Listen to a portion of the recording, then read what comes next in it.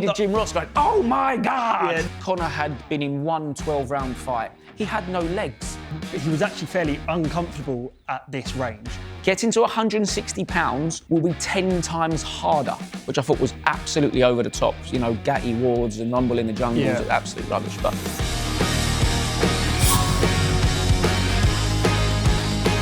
welcome to Sunsport's Split Decision, your ringside pass to everything happening in the world of boxing. He is Jack Figg, Sunsport reporter and Housewife's dream, and I'm Wally Downes Jr, the Sun's boxing writer and my ex-wife's nightmare. Look, let's get into it. We've got 5 big points. The first one, you could bank on it. Look, boxing isn't perfect. The script always constantly gets, ripped up or flipped, but there was just a sense of when he came in and he came up on the screen and he opened the door and it was him, and the buzz around it. And as I said, boxing's not perfect, but you just got a sense that surely he couldn't lose. And I remember you came over to me and were saying, wow, how good was that? And it just seemed like he just could, it wasn't right. He just had to win. And obviously that's what happened. I thought that Eubank would be too experienced and seasoned and tall and proven to lose. But when I saw him in those horrible sauna suits, boiling down, when he missed the weight twice, and knowing that Conor Benn would have been having lovely breakfasts, full of water, full of hydration, my opinion changed massively. I thought Conor Benn would beat him, and I really did believe that, and I still thought that right up until that moment, because of the damage of the weight and the damage of dehydrating himself. I put in quite a few calls to the board and messages Friday morning, and the other reporters did as well.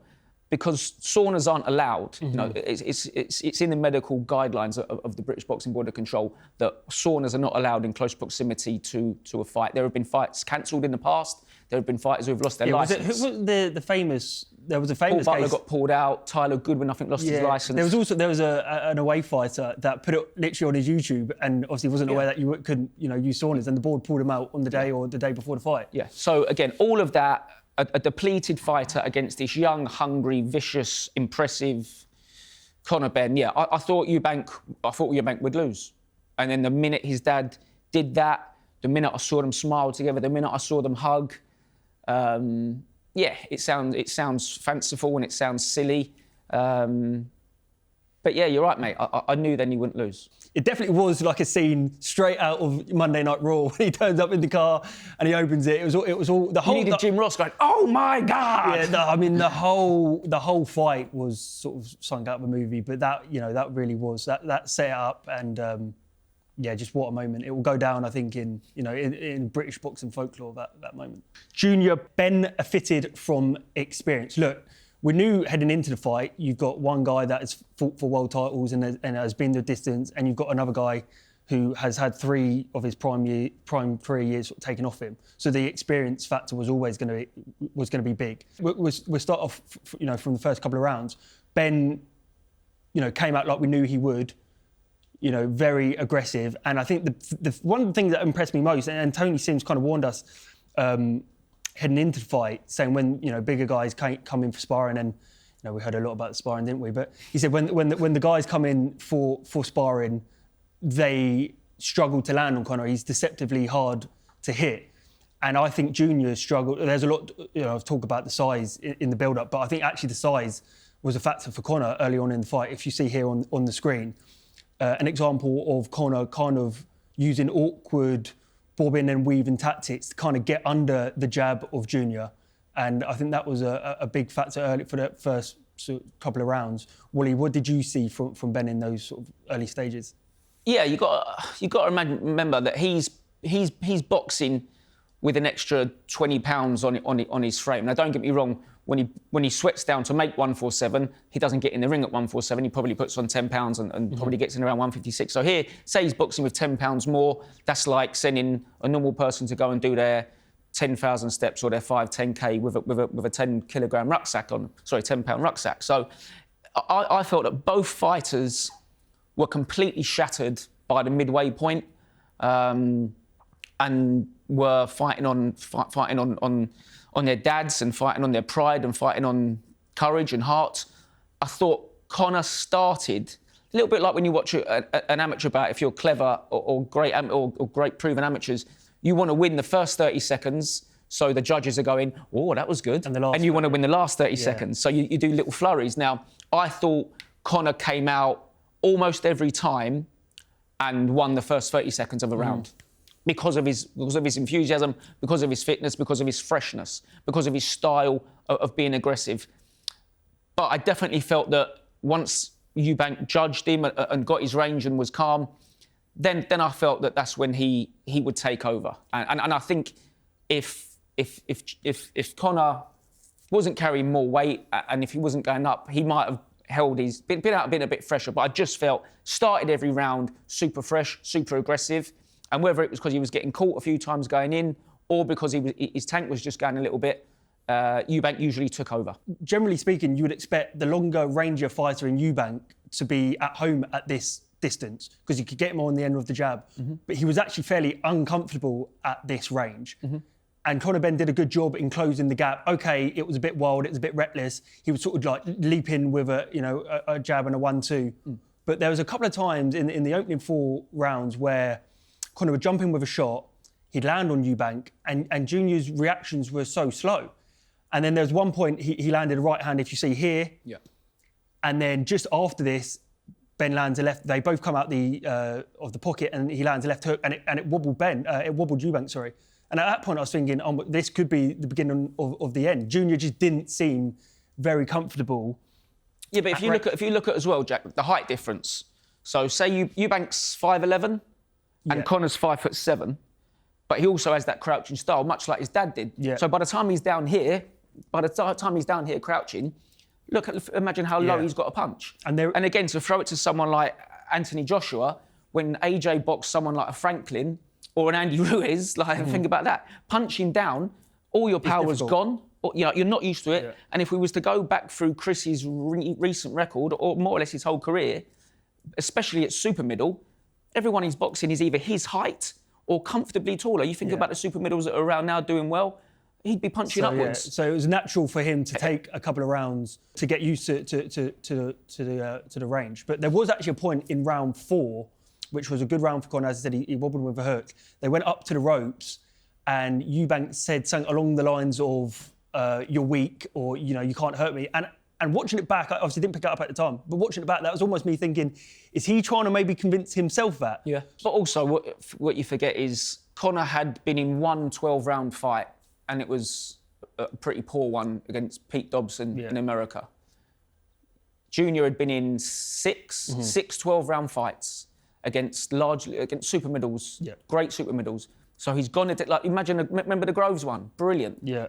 He was cut, and Groves' shoulder came out. It was a wonderful fight. It was a great fight. So in those championship rounds, 11 and 12 especially, he's done it 6 times. Yeah. Doesn't sound like a lot, but it would have been everything. And even though he might have not been boxing the way he wanted to box, it would be the psychological knowledge and experience of how to get through that. Yeah. And I think it was his dad that said afterwards, because of the weight cut, because of how depleted he was, because there was a rehydration clause that stopped him getting back to what was a healthy and sensible weight, he had no legs. When you wake up and you're tired and you've got no energy, that's hard, but believe me, moving around on your legs is a lot harder.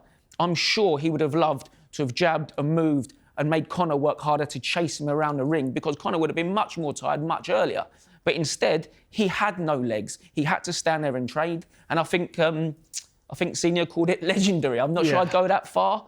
But yeah, because of how depleted he was, he had to stand there and go toe-to-toe with, the more ferocious power puncher. And we're seeing here, this is where Junior had great success. He was getting the better of the exchanges. And people would, you would think, you'd look at that, just in the pictures, you could see, look at their sort of grimacing, and you watch it and you think, wow, that is really exhausting. But what people don't realise, when you are boxing on the outside, it's a lot of mental, exhaustion, because you're constantly thinking, what am I going to do? What are the opponent's going to do? When you're boxing on the inside and at mid-range like that, it's almost second nature. So I think, and Junior did that really well. He was just sort of almost not even thinking about the shots he was throwing. They were just short little uppercuts and forcing him back to the ropes. And the size, I mean, people talk a lot about, you know, the thing with Joshua recently was just, you know, put it on him, use your size. It's very easy to say, but Junior actually did a rare case of actually using his size very well, backing him up when he saw that his back was against the ropes. Then he'd let the shots go. I thought it was a really excellent and subtle change of style. And as you said, Junior acknowledged it. Senior acknowledged it after the fight. Said he didn't have the legs to box like they probably would have wanted to, and needed to call on that. So moving on to our next point, the scorecards were unanimous. Now, I think there was a lot of talk about the scorecards after the fight. I actually think it's something we should celebrate for the first time in, I can't remember how long we actually probably Fury Usyk was unanimous across the board, but very rare do we see all three judges scoring the bout exactly the same. I think it's something that should be celebrated. No controversy really in terms of who won necessarily, but the fact that they all scored the fight the same, I think is a big bonus for us. Yeah, and also not too much disparity in terms of which ones that they didn't agree on really. When I went back. And going back is cheating really, because the judges don't get to go back. Of course. So when I think it's sometimes a little Everyone's bit... an expert. Everyone's an expert. It's really reactionary. So when I watched the fight, I didn't score it. I'm just typing a report. We was way back in the rafters, so I was only watching it on telly. I couldn't really get a feel for what was going on in the ring. You're not used to being in the rafters, are you, Will? No, mate, definitely not. But yeah, so I went back and watched it. Someone behind me had it on. So I could hear the commentary, which I thought was absolutely over the top. You know, Gatty Wards and Rumble in the Jungle was absolute rubbish. But I went back and watched it with the sound off, and I had it about I was happy with 115, 113. Yeah, that's how I scored it. 5. Yeah, and fair play to Conor Benn when he came into the dressing room. Into the press conference afterwards. He come in. He said, "I've got to do better. 14 months out the ring was too long." But yeah, listen, if that fight had been called a draw, I would not have been surprised. I would not have been furious. But yeah, the last 2 rounds, anyone who kept saying experience and ring nous and technique would have fancied Eubank to do that. I think the weight cut, the videos, the images, and I know I saw someone quite well respected and very intelligent say, boxers all over the country do that every week, you know, do the weight and boil down, and it's because it's but both of them do it, Jack, don't they? Yeah. Like this was the opposite of that. This was one guy doing it, one guy in trouble doing it, and the other guy chilled. And that's not like, you know, Eubank signed up for that. Eubank was happy to do it and what have you, and you know. So yeah, listen, I was really happy with the scores, but I also wouldn't have been stunned away if it went something different. I'm usually loath to look at stats when it comes to boxing because we know one punch can change it all. You might throw a million jabs and the other geezer chins you. But I do want to have a look at some of these because, like we said, we like the scorecards for once. Yeah. Total punches thrown, almost double. Now, again, we were expecting Conor to be the machine to do all the hard work and to throw all the punches. Definitely through most of the combinations. There was one really great one from Eubank where he went from head to body. Yeah. Like vintage. Old school vintage Eubank. First and last time we saw it in the fight though, sadly, but yeah, vintage. Yeah, barring the uppercut. Punches landed again, more than 100 more. That's pretty crucial, really, when judges are scoring. Again, Conor was always pushing the pressure. Conor was full of energy, but he wasn't the one landing punches. And I think, again, if you look at the sort of substantial rounds that really changed the fight, we know that the fight was really won in rounds 11 and 12. That's when he's really pulled away. If you look at the percentages there, lots of them are tight, cagey openings, tightness, 1% here. That was a really good round for Chris, but really it comes down to those last 2 rounds when Conor was pinned on the ropes, Chris was unloading. And don't get me wrong, there were lots of punches missing. Like we said, it was a slugfest.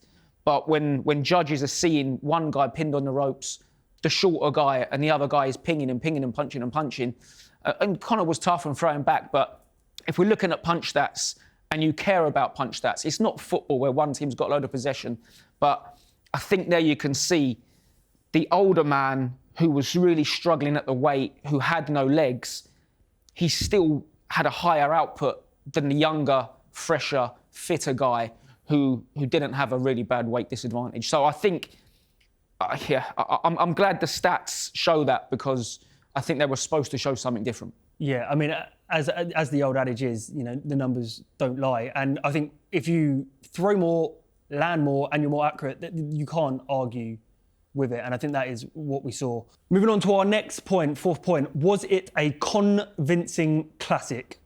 Now, look, Wally, I know you're going to feel quite strongly about this. It was all action and a great fight, but was it necessarily the best display of pure boxing skill? No, and I do understand that I'm probably being greedy because so many normal cards are stacked full of journeymen against prospects, and you think every prospect's got to learn on a job, and journeymen are excellent boxers who just don't want to sell tickets. But it wasn't a great technical boxing match. It was a good 50-50 slug fest.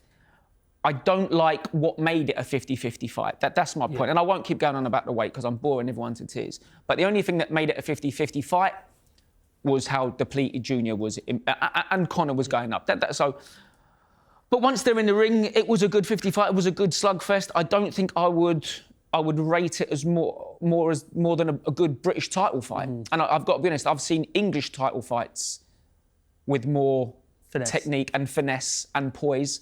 But again, I'm being greedy. So I would say maybe cynical. Cynical, miserable, bald, spiteful. Listen, I'm desperate. If boxing isn't popular, I'm up against cricket, golf, tennis, tiddlywinks, Formula One to get it in the paper. God knows how you're keeping a job. So when nobody cares about boxing, I'm in trouble. I need boxing to be successful and to cross over, and this did that.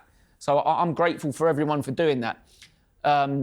It wasn't a classic, but sometimes the classics are boring. I would argue maybe twice and no one cared. Yeah, maybe it wasn't a classic in terms of pure boxing skill, but maybe a classic in terms of occasion and action. So would you say the fight itself and the event itself and everything that goes with it did it live up to the hype? Listen, now Chris Eubank Jr. is out of hospital. We can look back on a great spectacle, a great promotion. There was a lot of honesty in the build-up. Chris never let Conor off of the failed drugs tests of 2022. The dad's going back and forth. Listen, now it's all done. Now Senior turned up. Now that family's reunited. Now Junior is out of hospital. Now Conor showed great courage and a good engine to do that fight, to be magnanimous in defeat. There's so much goodness to take away from that now. And if they sold out Spurs, if the pay-per-view numbers did well, if boxing is on the back page of the papers for the right reasons and on radio shows, and if you and me are getting to come and sit here and do this, and we're getting 500,000 people watching preview shows, that's great for this sport. It's a sport that we love. And hopefully it filters down to grassroots boxing and small hall boxing. Eubank is an example to any boxer of how you can carry yourself and promote a show almost single-handedly without having to act like a madman. Don't get me wrong. Minus the egg. The egg was mustard. Yeah, the egg was mustard. But the egg had pathos and it had a point. I'm so sick of tables getting flipped or a guy being nudged by his promoter and being told pay-per-views ain't doing well, flip a table. This was everything about this was perfect, apart from the horrible weight cut. Now it's done and he's out. Woohoo, what a great show. Well, that does bring me on perfectly to our fifth and final point. Would you bank on a rematch? History will tell you success like we saw, commercially on Saturday night would say everything points to a rematch. But is it realistic to actually consider that they could do this again with all the points that you've made throughout the show? So from what I understand, they've already got the stadium booked again for September. Now, Chris turns 36 in September. How old are you? I'm 26. Yeah, I had to think about that for a second. You're 26, I'm 38, right? I used to look like you, Jack. I used to weigh something close to you. This is what happens when your metabolism turns against you. This is why poor Chris Jr. couldn't do this, right? That is a frightening look into the future. Mate, but I'm serious. So in a few months' time, he will be 36. Believe me, getting to 160 pounds will be 10 times harder. Much, much harder. His body stopped working trying to do that. Mm-hmm. So there is utterly no way that if this fight happens again, it should happen at 160 pounds, because he can't do it. And he couldn't do it now. He can't do it then. And I definitely don't want to see Conor Benn being taken up to 165. Like, what's the point? That, to me, the fight is done. It was a huge commercial success. Both fighters leave with credit in the bank. Conor goes back to welter or 154 super welter. There's some vulnerable champions around those areas. Go and do that. Chris, I don't know, go and fight Hamza Shiraz if he comes through Balanga. Go and fight Callum Simpson if he wants a good fight on Sky Sports. They share a stable. They don't hate each other anymore. Yeah. There is no animosity. Those two, the two dads love each other as a brotherhood with the likes of Michael Watson and Joe McLennan. And they've said too much nice stuff about each other now. And if they go back and try and drag up and oh, actually, I didn't mean all that nice stuff. I think I've seen Conor now say he thinks he won by a round, but that's fair. I'm not angry about that. But let's not stop shouting. Let's not ruin this by starting to restoke a rivalry. It is not there. They all get on well. They've made £8 million each. They've both come away healthy. Go away, boys, and do something else. Yeah, and it was telling in the presser, Conor called out Mario Barrios, the only sort. I mean, I wouldn't back Conor to beat Jaron Ennis or Brian Norman, but Mario Barrios is very much a winnable fight. He was talking about that, and it was very telling that Eddie was also pouring cold water on the rematch. Usually we'd expect him to be in there, you know, telling everyone to buy your tickets already. And Chris, there are options up at him for super middleweight. You know, Canelo Alvarez keeps talking about how he wants to come to England. If he does, you can laugh, but if he does, I would say Chris Eubank Jr. is probably the only name for him there. But you know, to round it off, Wally, I think I know what you're going to say, but rematch, yes or no? Categorically no. I know it makes money. I know people will be interested, but Chris Eubank Jr. should not be allowed by the board, by the people around him, to hurt himself, to put himself in this sort of danger by making £160 ever again. Now, of course, that wasn't the only fight on the card. We had 4 other undercard fights, didn't live quite as long in the memory. Wally, just run us down the results and the performances. Standout performance and win was Aaron McKenna, the silencer. Liam Smith, great super welterweight, former world champion. Had a great win over Chris Eubank Jr. The first one, then got done in the rematch. Aaron, as always, it was a great amateur for Ireland. He's shown a lot of promise.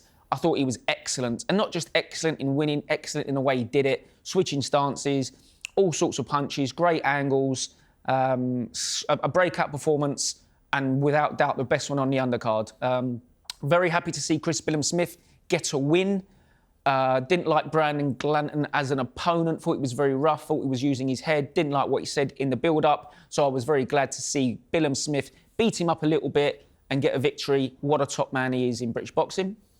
Yard Arthur, the rematch, the trilogy that nobody wanted to see and nobody will ever watch back. Very, very disappointing. Yard needed to make a statement. The only reason I think maybe he didn't take many risks is because the Callum Smith fight is probably done and secured. That needs to be better. Like Smith-Boakye was brilliant, and to compare that to it was disappointing. I don't know who pushed for that fight. And to have it as chief support was a bad move. Great step-up win for Vidal Riley. Love Chev Clark. Come to the sport sort of out of nowhere, went to the Olympics. Vidal was overlooked at the beginning of his career because he did start off in the YouTube genre, but a proper good amateur. And I hope he kicks on now and really shows what he's about. Well, Wally, that's all we've got time for today. Thanks for coming in, and thanks for tuning in. Make sure you join us again next week.